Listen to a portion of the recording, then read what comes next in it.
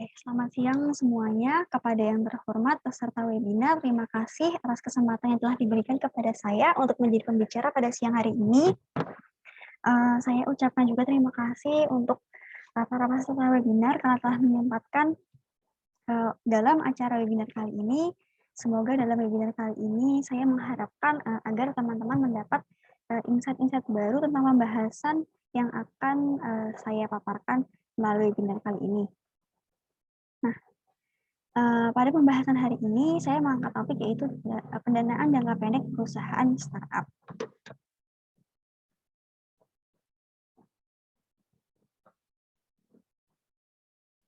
Nah, sebelum lebih jauh, untuk memperkenalkan diri terlebih dahulu, yaitu saya Lia Lestari, NIM F1320050 dalam webinar pendanaan jangka pendek perusahaan startup pada Manajemen Keuangan Internasional Fakultas Ekonomi dan Bisnis Universitas 11 Maret, Surakarta, Indonesia. Nah, pembahasan pada hari ini yaitu apa saja itu mengenal startup di Indonesia, tingkatan startup, pendanaan jangka pendek pada perusahaan startup di Indonesia. Nah, selanjutnya, kenapa saya memilih topik ini?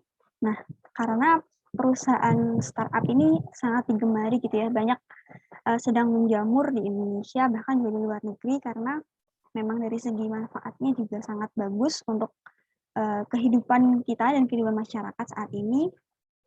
Banyak juga yang mendirikan sebuah perusahaan rintisan ini. Nah, kendalanya itu mungkin pada saat mendirikan sebuah startup itu bersentuhan dengan kebutuhan modal. Nah, kebutuhan modal ini tidak sedikit. Nah, topik pendanaan ini sekiranya cukup penting untuk asing pada siang hari ini. Nah, pasti teman-teman, terutama teman-teman milenial, sudah tidak asing lagi tentang apa itu startup. Nah, startup itu merupakan sebuah perusahaan rintisan.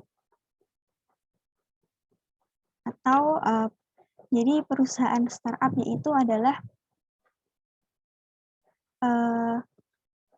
istilah yang merujuk pada suatu bisnis atau perusahaan rintisan. Nah, perusahaan rintisan ini merupakan perusahaan yang baru beroperasi dan masih berada pada fase pengembangan untuk menemukan pasar dan mengembangkan suatu produk. Nah, saat ini istilah startup itu bisa lebih dikerucutkan lagi menjadi perusahaan rintisan yang mengacu pada bisnis berbasis teknologi.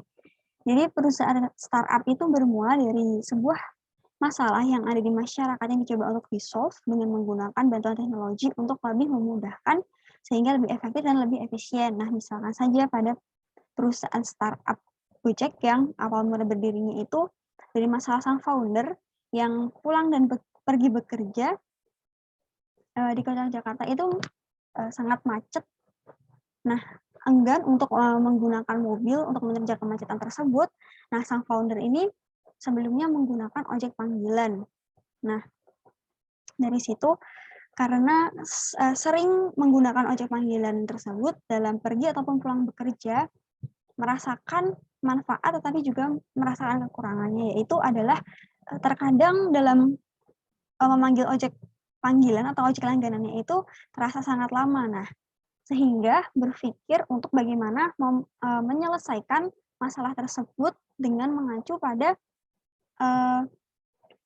perusahaan rintisan yang sudah besar, yaitu Uber yang ada di Amerika Serikat, untuk mencoba membuat sebuah startup ojek untuk menyelesaikan agar bisa masyarakat atau pengguna lain itu mudah dalam menggunakan ojek di Indonesia. Nah, selanjutnya pasti dalam sebuah startup untuk mendirikannya itu terdapat faktor-faktor penting terutama, yaitu yang pertama ada founder. Pasti dalam sebuah startup itu membutuhkan seorang founder, yaitu adalah pendiri sekaligus juga penggagas pada perusahaan atau ide yang akan dikembangkan dalam perusahaan startup tersebut. Yang kedua ada investor, yaitu untuk menjalankan, membangun, dan memberikan atau memberikan dana dan dapat juga membantu memperbesar sebuah startup. Nah, selanjutnya juga ada startup itu menghasilkan sebuah produk, tapi biasanya produk ini kebanyakan startup itu dalam bentuk sebuah layanan. Nah, layanan ini berupa layanan jasa baik berbentuk web maupun aplikasi. Nah, selanjutnya di dalam sebuah perusahaan startup itu tidak hanya satu bentuk, tidak seperti perusahaan konvensional pada umumnya, tetapi di sebuah startup itu mempunyai tingkatan-tingkatan tersendiri, yaitu yang pertama cockroach, atau biasanya perusahaan ini itu masih di awal tahap pertama atau masih dalam setelah pembentukan. Nah, sering disebut cockroach atau kecoa ini karena perusahaan ini adalah perusahaan kecil dengan nilai valuasi yang masih belum ada atau baru dirilis. Nah, tingkatan selanjutnya itu ada yaitu pada level poni atau perusahaan startup dengan nilai yang sudah memiliki valuasi sebesar 10 juta US dollar atau jika dirupiahkan itu sebesar 141 miliar. Nah, pada level ini perusahaan startup itu sudah semakin berat. Nah, sudah memikirkan bagaimana caranya mempertahankan sekaligus mengembangkan nilai valuasi agar naik level kepada tahap selanjutnya yaitu Centaurs. Nah, perusahaan startup yang sudah mencapai level Centaurs ini merupakan perusahaan startup yang sudah mempunyai nilai valuasi yang lebih besar pada sebelumnya yaitu sebesar 100 juta US dollar atau jika dirupiahkan itu setara dengan 1,4 triliun. Nah, apabila sebuah startup sudah mencapai level ini, sudah dianggap sebagai startup yang bisnisnya itu sustainable. Nah, perusahaan startup yang sudah mencapai level ini itu bisa dengan mudah untuk menarik investor agar mau menaruh dananya di sebuah perusahaan startup tersebut. Nah, tingkatan selanjutnya yaitu ada tingkatan unicorn. Unicorn ini lebih tinggi dan biasanya lebih susah karena di Indonesia sendiri belum banyak yang perusahaan-perusahaan startup yang dapat mencapai pada level ini. Nah, perusahaan startup dengan nilai valuasi sebesar 1 miliar US dollar atau jika dirupiahkan itu sebesar 14,1 triliun. Nah, di Indonesia ini contohnya seperti Tokopedia, Traveloka, OVO, JDID, JNT Express, seperti itu. Nah, apakah unicorn ini tahap terakhir? Ternyata masih ada lagi tahap atau tingkatan startup yang lebih besar yaitu Dekakorn. Nah, Dekakorn ini perusahaan startup dengan nilai valuasi itu sebesar 10 miliar US dollar atau jika dirupiahkan itu sebesar 140 triliun. Nah, biasanya pada tahap atau pada level ini perusahaan startup itu sudah mampu untuk melakukan merger atau akuisisi atau memperbesar lingkup perusahaannya. Contohnya saja di Indonesia ini adalah Gojek. Nah, berita terbaru Gojek juga sudah berekspansi melakukan merger dengan salah satu startup besar juga yaitu Tokopedia menjadi namanya Goto atau Gojek Tokopedia. Nah, selanjutnya tahap paling tinggi di sebuah startup yaitu terdapat Hektocorn. Nah, Hektocorn ini merupakan perusahaan rintisan atau perusahaan startup dengan nilai valuasi terbesar yaitu 100 miliar US dollar atau jika dirupiahkan itu sebesar 1.400 triliun. Nah, di Indonesia sendiri belum ada unicorn yang mencapai tahap ini. Biasanya pada tahap Hektocorn ini perusahaan startup yang sudah mampu itu seperti perusahaan-perusahaan besar startup yang sudah lama yaitu seperti Google, Facebook, Oracle, ataupun Cisco. Nah, selanjutnya pasti di dalam sebuah startup di dalam menjalankan perusahaannya membutuhkan pendanaan yaitu baik pendanaan jangka pendek maupun pendanaan jangka panjang. Nah, pada topik kali ini saya akan memfokuskan untuk membahas pada pendanaan jangka pendek.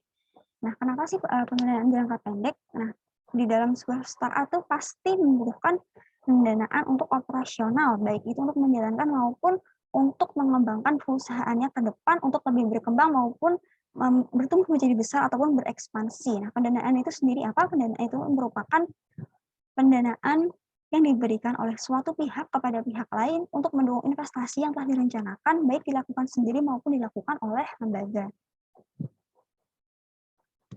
Nah, sedangkan pada startup itu membutuhkan pendanaan jangka pendek pendanaan jangka pendek itu merupakan dana yang dibutuhkan untuk mendirikan, menjalankan, atau melakukan sesuatu dengan pembayaran jangka waktu atau tenor yang pendek. Nah, biasanya dalam jangka waktu kurang atau dalam jangka waktu 1 tahun. Nah, pendanaan jangka pendek itu dapat bersumber dari mana saja untuk sebuah perusahaan startup. Yang pertama itu dapat berasal dari catatan jangka pendek atau short-term notes. Nah, itu merupakan perusahaan startup itu juga dapat menerbitkan sebuah surat utang jangka pendek untuk menjalankan bisnisnya, untuk mendanai sebuah perusahaan untuk kepentingan likuidasi perusahaan startup itu sendiri. Jika di Eropa, catatan jangka pendek atau short-term notes ini dinamai dengan Euro notes. Nah, sumber lain yaitu kertas komersial atau commercial papers. Nah, ini merupakan surat berharga pasar uang dan mewakili pinjaman tanpa jaminan. Perusahaan itu dapat menerbitkan untuk memperoleh dana jangka pendek untuk memenuhi piutang atau liabilitas pada jangka waktu kurang atau sama dengan 1 tahun. Nah, selain catatan jangka pendek dan juga kertas komersial, dapat juga perusahaan startup itu mendapatkan sebuah pendanaan jangka pendek melalui pinjaman bank, yaitu baik dari dalam negeri maupun dari luar negeri. Selanjutnya ada tahapan pendanaan jangka pendek pada perusahaan startup. Nah, di Indonesia sendiri tahapannya terdiri dari 6. Yang pertama ada bootstrapping. Bootstrapping ini adalah salah satu metode mengembangkan startup tanpa menarik investasi dan mengandalkan modal seadanya dari kantong pribadi sang founder. Nah, lebih dari 80% biaya operasional yang dikeluarkan pada perusahaan startup ini berasal dari founder startup. Nah, caranya meskipun pendanaan bootstrapping ini bersumber dari modal sang pemilik pribadi, terdapat kekurangan dan kelebihan. Kelebihannya itu apabila nanti terdapat imbal hasil dapat dinikmati oleh sang founder tersebut sendiri. Tapi juga memiliki keterbatasan, yaitu dalam jika sebuah perusahaan startup ingin besar atau ingin berkembang menuju tahapan yang lebih besar, pasti membutuhkan modal yang sangat besar. Nah, disinilah kekurangan apabila sang founder hanya terbatas dalam modal tersebut. Tahap selanjutnya ada seed capital. Nah, seed capital ini founder itu dapat melihat potensi produk startup, apakah mampu untuk mencapai target pasar, di mana tentu saja target itu sudah ditentukan. Nah, di tahap ini perhitungan modal ini meliputi modal awal menjalani sebuah startup, gaji karyawan, promosi, dan branding. Nah, sumber modal dari tahapan seed capital ini berasal dari 4, yaitu yang pertama bisa diperoleh dari orang terdekat, angel investor, venture capital, atau co-founding. Tahapan selanjutnya yaitu ada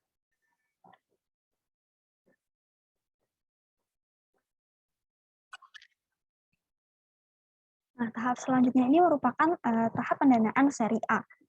Nah, jadi pendanaan seri A ini dilakukan saat founder startup itu harus memperluas jangkauan bisnis untuk mengenalkan produk dan jasanya baik secara nasional maupun internasional. Nah, selain itu juga founder dari startup itu perlu melakukan inovasi pada produk atau jasa, fitur hingga layanan dari startup tersebut agar memberikan ciri khas dan dapat meningkatkan daya jual dan bersaing dengan startup-startup yang lain. Nah, ada pun dana dari tahapan pendanaan seri A ini bersumber dari beberapa investor sekaligus yang dipimpin oleh satu investor utama dan didukung oleh investor yang lainnya.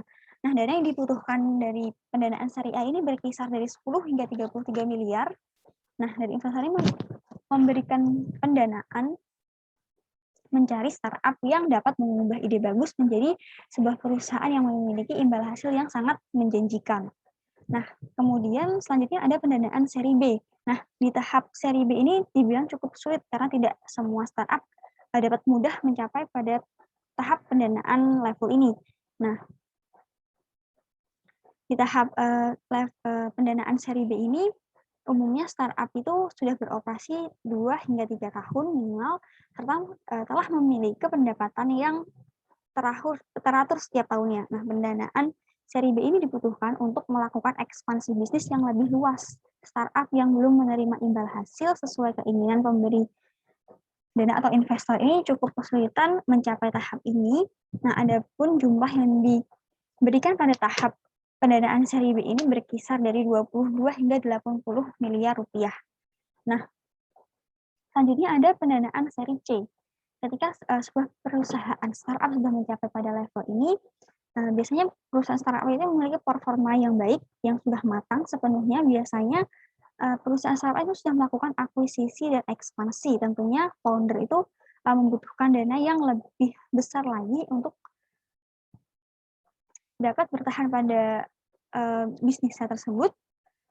Nah, sumber pendanaan dari pendanaan seri C ini berasal dari venture capital tingkat lanjut, yaitu hedge fund dan juga private equity. Nah, sebenarnya masih ada lagi pendanaan seri D, seri E, dan seri F, tetapi sifatnya itu hanya sebagai alternatif apabila dari tahap sebelumnya ini masih membutuhkan tahap tambahan dana. Nah, selanjutnya ada tahapan akhir yaitu IPO atau Initial Public Offering. Biasanya perusahaan startup itu menjual saham kepada publik untuk pertama kalinya atau IPO menjadi tahapan terakhir dari pendanaan startup. Nah, di tahap IPO ini, startup sudah memasuki kategori yang siap mengembangkan diri dengan menjual bursa saham pada publik.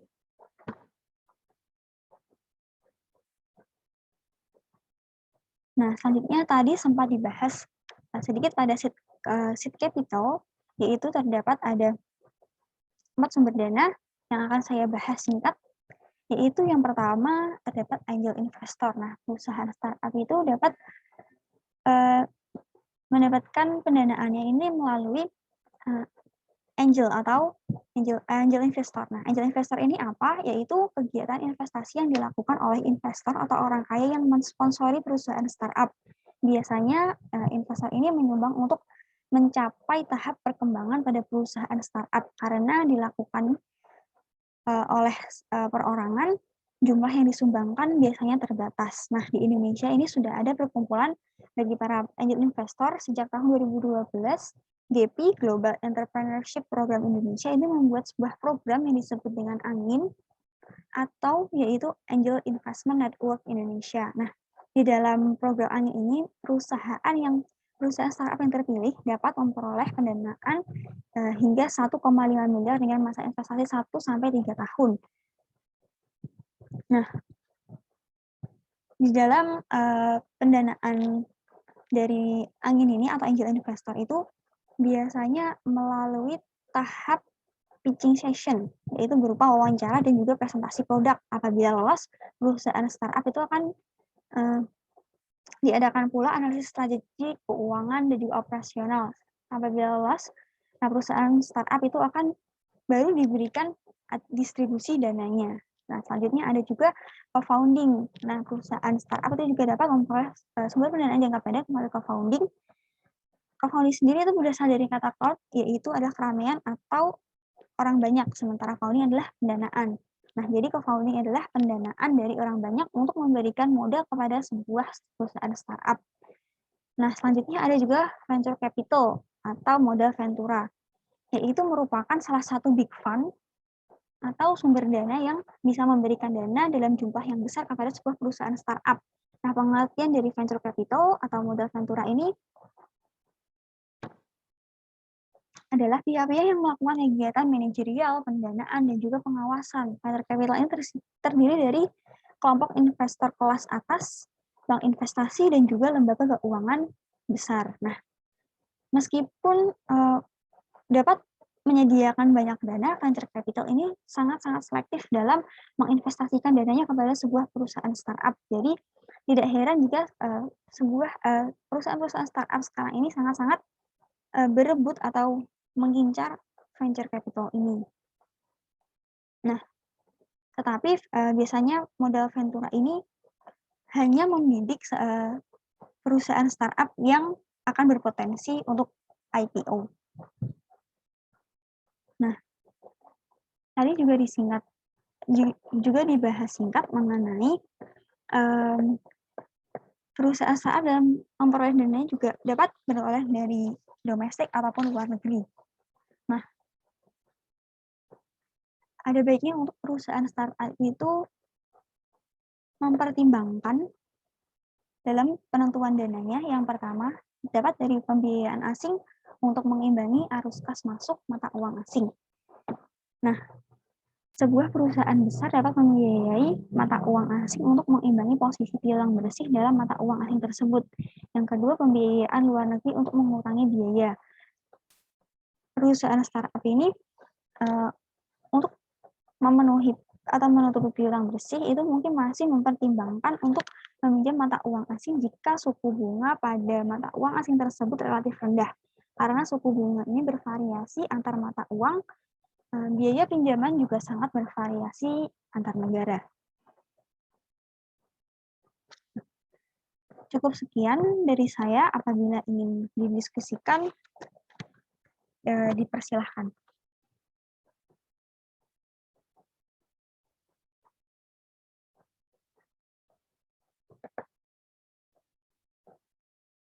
Ketua Komisi, saya izin bertanya. Ya, silahkan. Sebelumnya, terima kasih atas paparannya. Sangat menarik dan bermanfaat. Pertanyaan saya, apa keuntungan dan kekurangan pendanaan jangka pendek bagi perusahaan startup? Terima kasih. Baik.